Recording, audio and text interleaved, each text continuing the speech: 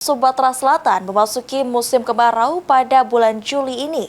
BMKG Stasiun Meteorologi SMP 2 Palembang mengingatkan masyarakat untuk waspada terhadap ancaman kebakaran hutan dan lahan serta bijak dalam menggunakan air bersih selama periode kemarau.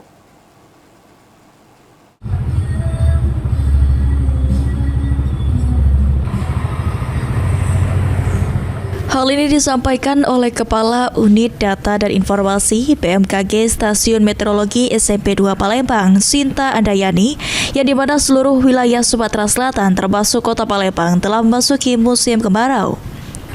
Meskipun musim kemarau sudah berlangsung, potensi hujan ringan masih bisa terjadi akibat perubahan dinamika atmosfer dan global atmosfer yang memicu hujan singkat dan bersifat lokal.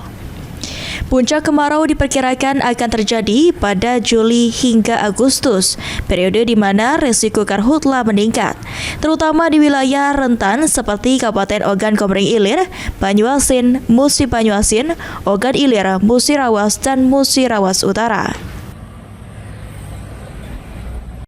Di bulan Juli ini seluruh Sumatera Selatan telah memasuki musim kemarau, termasuk juga Kota Palembang dan sekitarnya. Potensi hujan bisa saja terjadi di beberapa waktu di periode kemarau ini akibat dari perubahan dinamika atmosfer dan juga pengaruh dari beberapa gelombang atmosfer yang kadang-kadang bisa menyebabkan hujan.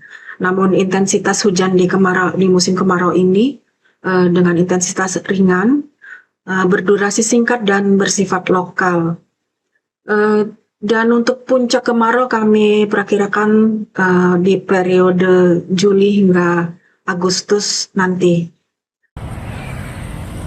Ditambahkan Sinta, tren hari tanpa hujan di beberapa daerah di Sumatera Selatan sudah melewati batas normal untuk musim kemarau yang memicu kewaspadaan lebih tinggi terhadap potensi kebakaran.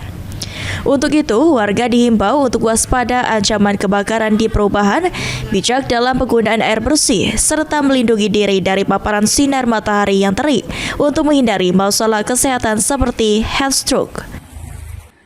Hafid Zainul, PAL TV.